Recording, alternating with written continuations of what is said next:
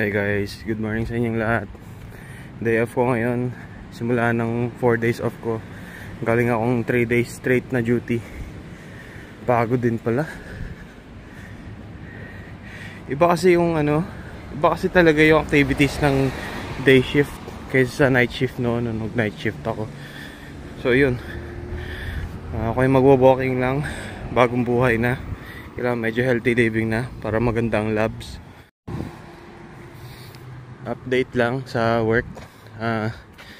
Parang every time na nagjo-duty ako, lagi akong nagsisend ng pasyente sa sa ER. Laging may acute change. So guys, yung trail na saan kami lagi nagwo-walking. May deer pa.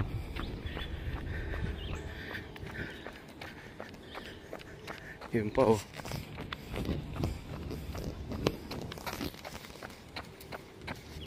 Tatakot lang naman yung mga yan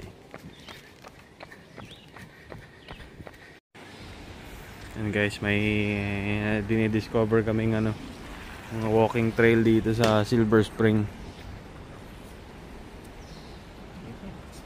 Ano to? Sligo Creek Trail. May bato kasi doon sa dito. Ayan guys, may may ahas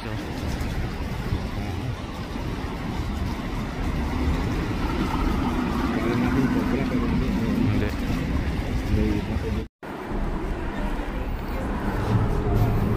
Haba tong trail na to guys. Sinamahan kasi namin yung auntie ko. Nagpa-check up dyan sa Holy Cross Silver Spring. And then sabi ko sa daddy ko, kaysa mag-park tayo dun sa paid parking sa hospital, may malapit na malalakaan na trail dito. So yun. Kayo guys, comment down below. Ano ba mga mga activities nyo pag pag day off nyo?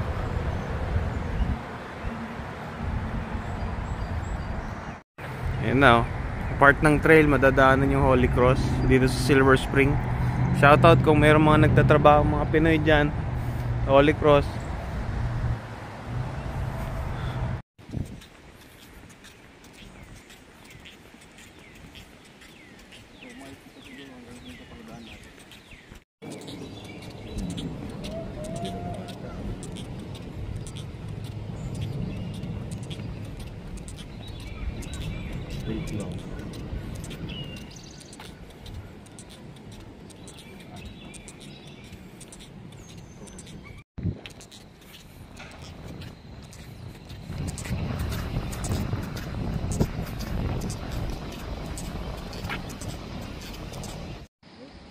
Deer. Guys, nakita nila tayo.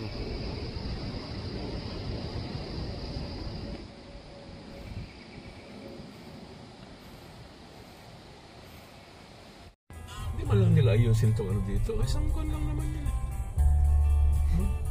Grabe dito. Mga potholes. And of course, dito tayo sa Westfield compound dito sa Wheaton. And alam nyo na. Ay, sa'yo yung regular lang. Ayan guys, nakauwi na ng Pilipinas. Ayan na guys, Jollibee. Chicken. Spaghetti. Oo, spaghetti. Palabok. Kanino to? Alright guys, Walmart kami, Walmart.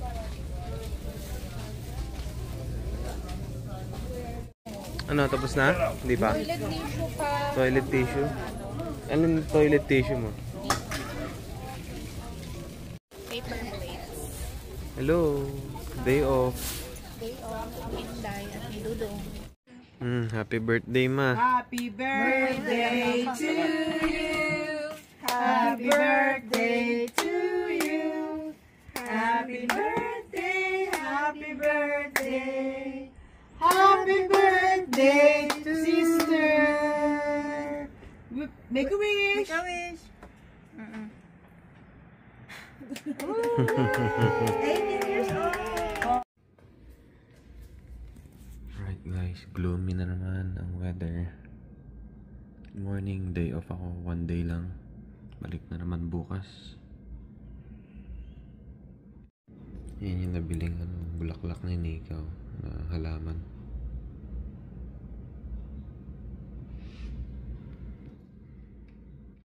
Nga pala guys, subukan lang namin to. Tingnan namin kung totoo. Mushroom coffee.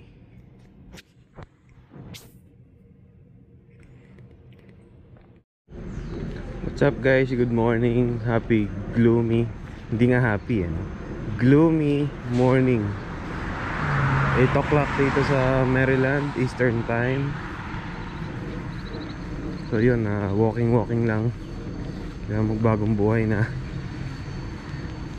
Kailangan natin magpagaan para bumuti-buti yung ano natin, blood work. Lapit na Papagalitan na naman ako ng ano ko, primary care ko. Nag-iingat na kasi ako ngayon sa ano, mga kinakain dahil taas na taas ang cholesterol ko.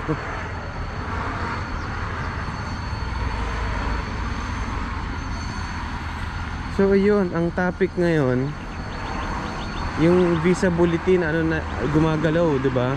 Pero maikling galaw lang. Pero at least gumagalaw, may pag-asa, may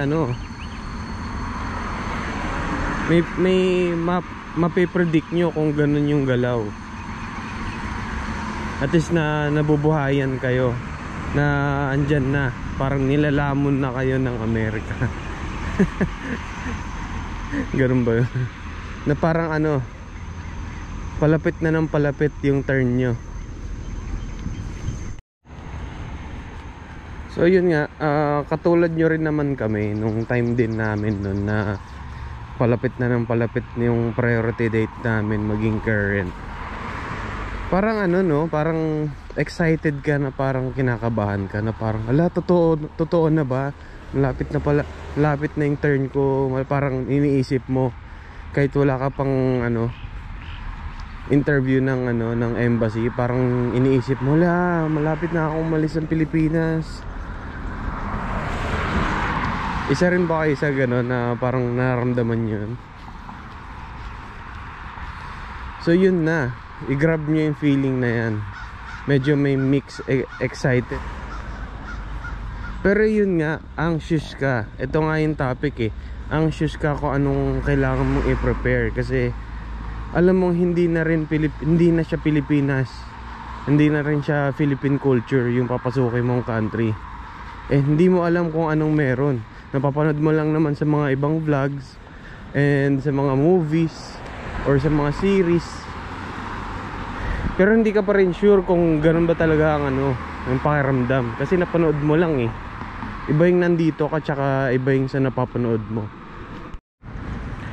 So yun nga, iba talaga yung pakiramdam ng dito ka na namumuhay compare sa napapanood mo lang. Alam ko na i-vlog ko na to, pero para mas updated, i-vlog natin ulit. Kasi alam niyo guys, kung ano yung pakiramdam nyo ng kung anong sa tingin nyo, yung pakiramdam nyo ngayon dyan sa Pilipinas, baka kasi akala nyo parang ganun lang din ang pakiramdam dito.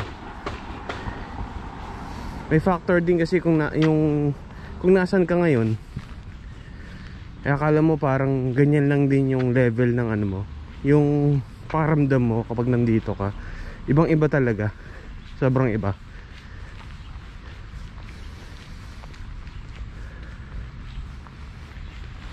So yun, may mga ginawa lang ako mga pointers na para sa mga para sa mga nurses na pupunta dito na malapit na. Marami kayong adjustment na pagdadaanan pag nandito na kayo sa Amerika.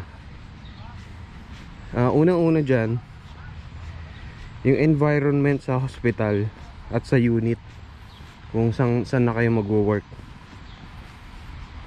Marami kang makikitang gamit na hindi familiar sa'yo, lalo na kung hindi ka pa nag-ibang bansa dati.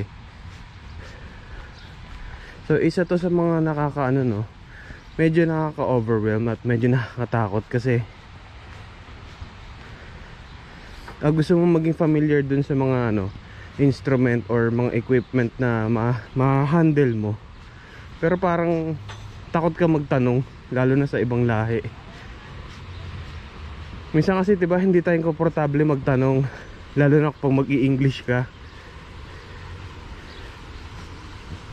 Kasi alam niyo yun, kultura natin yun parang pag mag-i-English ka na-judge ka kaya pa.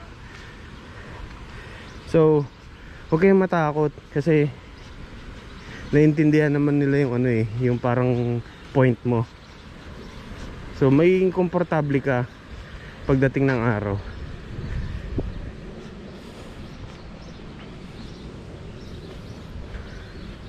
Tapos ito pa, sa dami ng mga gamit na hindi ka familiar, sasabay din ng mga policies and protocols na kailangan mo malaman. Yun nga, dahil nga sa sinabi kong ganun, nakaka-overwhelm din. Sumasabay lahat ng mga ano, pag-a-adjust mo sa environment, tapos sa mga policies pa na alam niyo yun, medyo conflicting sa nursing practice. Hindi naman lahat, no, medyo lang. Pagdating nyo dito at pag nag-start na kayo nag-work, maano nyo yun, ma-feel nyo yun. Hindi naman yun bago sa ibang hospital kahit na sa Pilipinas, diba? Medyo parang mapaisip ka na, oh, nung nag-aaral tayo ng ano, ng nursing, yung nagre-review tayo ng board exam, ganito dapat pero bakit dito sa hospital na to ganito ang pinapagawa sa atin, diba? Tapos ang next, expect nyo na may mga tinatawag na mga modules na need mo tapusin via sa work computer or sa app. Tinatawag dito competencies.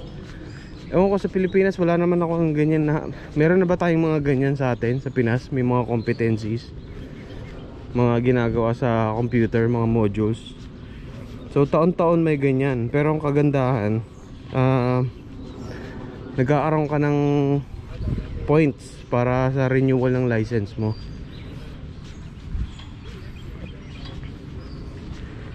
Tapos ang next na point na may bibigay kong pointer sa inyo, sa mga co-workers. Ito, dito na tayo papasok sa mga co-workers. Lalo na kung hindi diverse yung lahi ng mga makakasama mo sa unit, makapalabang ka talaga ng English, lalo na mga slang nila na medyo mahirap ma-comprehend. Depende pa kung saang state ka. Like southern states, marami silang slangs at saka accent nila. So hindi lang yun, no?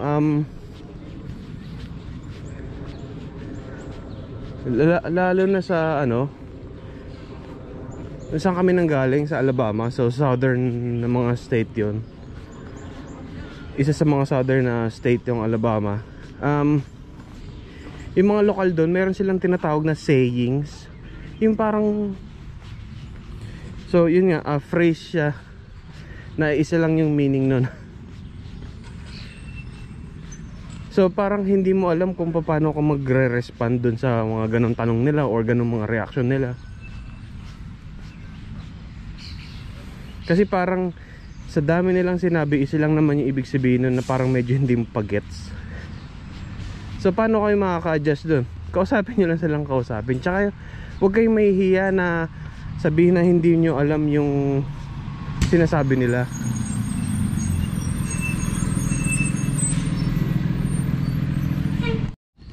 Alam nyo, yung matitip ko lang sa inyo, huwag kayong matatakot na ma-assign sa mga state na hindi masyado pinupuntahan ng mga Pilipino.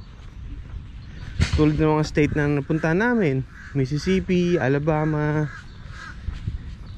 Yan. Exciting lang kasi grab nyo yun, grab nyo yung experience na yun. Kasi ang bilis lang ng contract, no? Kung nagbabala kayong tapusin yung contract tapos lilipat na kayo, ang ikli lang ng 2 o 3 taon. Tapos versus na habang buhay na kayo sa state na gusto nyong lipatan after ng contract nyo. Hanggang ngayon namimiss ko pa rin Alabama eh. Actually ang babait ng mga tao doon, promise. Hindi na ba mabait mga tao dito? Hindi naman, medyo nakakaano lang, nakakapanibago lang dahil masasalo mo lahat ng mga mga culture ng iba't ibang lahi dito sa Maryland. Napaka-diverse dito. Lalo na dito sa county kung nasaan kami, Montgomery County. Ang dami ibang lahi. Parang wala ka na nga masyado makitang puti dito eh. Pag may puti ka na makikita dito, parang parang sila na yung nanliliit. Tapos ang susunod na pointer na maibibigay ko sa inyo, i-embrace nyo na yung freedom of speech dito. Kung may opinion sila na hindi nyo magugustuhan, yun talaga yung kultura dito eh. So ganun na talaga dito. Lalo same din sa mga pasyente, ganun. Kung makapag-react sila, wagas. Yun. Lalo na ako sa mga sa kunyari i-explain mo yung mga gagawin ng treatment ng doktor sa kanila, tapos magre-react sila ng parang ayaw nila ng ganun, bakit ganun. So yun, embrace nyo na yun, yung ganong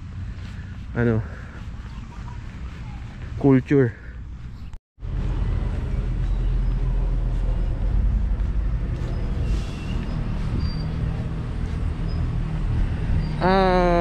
Alam niyo sa katagalan, kung may mga kasama kayong mga Pilipino sa work, huwag na kayong magulat kapag yung kasama yung Pilipino medyo, alam niyo yun, nakikipagsagutan na. Hindi naman sa magiging ganun kayo na, hindi naman yun sa negative na, pero culture yun dito na parang pinoprove mo yung opinion mo at saka yung point mo, which is napaka normal lang dito. Hindi yun negative, yun, kultura yun dito. So hindi ko naman sinasabi na pagtagal magiging ganun din kayo. Kung gugustuhin nyo, freedom nyo yun.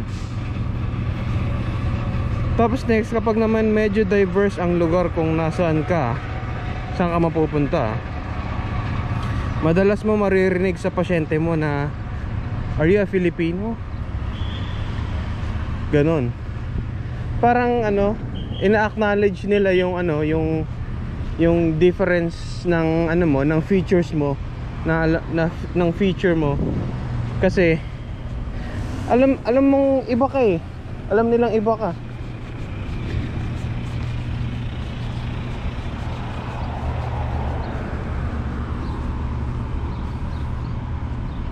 Tapos pag sinabi mong yes, kadalasan marami kang yung feedback ba kapag sinabi mong yes, yung feedback parang mas positive, parang marami silang nasasabing maganda about Philippines. Tapos sasabihin nila, nakapunta na daw sila doon, naging military sila doon. Yung iba, sasabihin nila na dumaan lang sila doon kasi nag-military sila, nakasama sila sa military noon, dumaan lang sila doon. Tapos yung iba sasabihin nila, may yung asawa ko, asawa ko Filipino, tapos nakapunta na rin ako doon dati, babanggit ng lugar.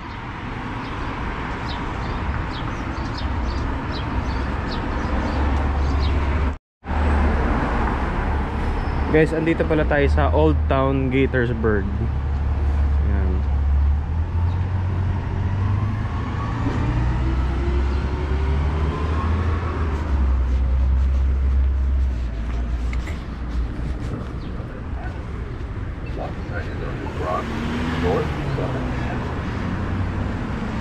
Pero alam nyo kasi ito unang-unahan ko na kayo kasi minsan parang may silent racism kayong feel dyan na which is sana hindi nyo i-acknowledge. Like sasabihin nila meron akong yung sa asawa ko, yung cousin niya or may kakilala daw silang Pilipino na ano, na ex-husband ng kapatid nila, naghiwalay na sila. So parang minsan ikaw mapapaano kayo, no? Bakit mo sa akin binabanggit yun? Bakit mo sa akin binabanggit na Pilipino siya tapos naghiwalay na sila? Parang alam nyo yun, parang ang impact ba nun eh, kami mga Pilipino, manloloko ba kami? Parang hindi, huwag nyo sana i-acknowledge yung ganun. Alam nyo naman yung buhay, kasama yun sa mga ganun eh, mga ganap-ganap na ganun. Oo lang kayo, okay, mapag ganun ka na lang.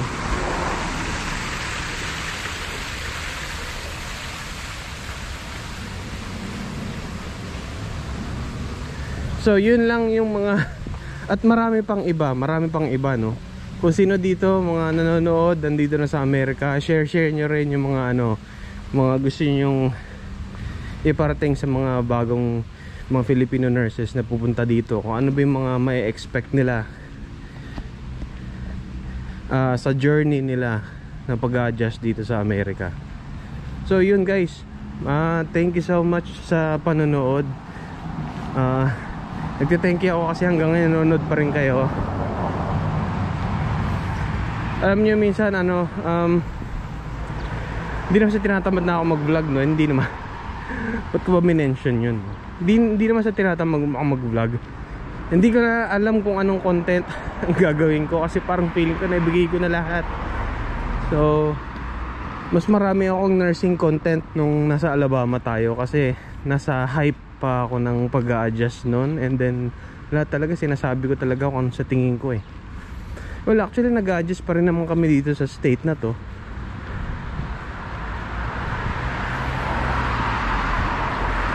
Pero alam niyo yun, parang ano na lang eh, konting tweak na lang. Hindi yung parang bagong salta ka sa Amerika na nasa lugar ka pa na medyo hindi diverse. Actually mas may embrace mo talaga yung American culture kapag ano eh, hindi diverse eh. Kapag puti tsaka itim lang nakikita mo eh. Kasi mafe-feel mo pa yung parang ano, yung urig American feels pag hindi diverse yung lugar na pupuntahan nyo o saan kayo titira. Ako hindi ko naramdaman ng pagiging ang racism no, nasa Alabama kami, no. Kahit walang masyadong Asians doon, hindi talaga. Or baka hindi ko lang ina-acknowledge. Kasi may mga konting naging kaibigan na rin naman ako sa workplace ko na, no. Pag dumadating ako sa work, here's the Filipino champ, gumagano'n sila lagi. Tapos kapag yung, alam niyo yung biro-biroan lang, pag yung doktor, kaibigan na rin namin yun. Yung tropa kong puti na ano sa ER dati, pag naglolokohan kami, parang sinasabi niya sa doktor, parang ano, iuutos mo nga dun sa ano, sa Pilipino nating ano, masipag. Alam niyo yun, hindi naman yun attack eh. Kung alam niyo yun, kung biro-biroan lang, parang dapat cool ka lang dito eh. Hindi mo dapat yun ginagawang big deal. Meron ngang ano, di ba? Meron ngang kasabihan na minsan tiklupin mo rin yung buntot mo, mas marami kang positive na matatanggap. Ang ibig ko sabihin, parang minsan wag nyo na lang i-acknowledge, wag nyo na lang bigyan ng ibang ibig sabihin yun. Mas maano pa kayo, mas alam nyo yun, mas mapapabuti pa yung ano nyo, yung pakiramdam nyo pag hindi nyo ina-acknowledge yung ganun.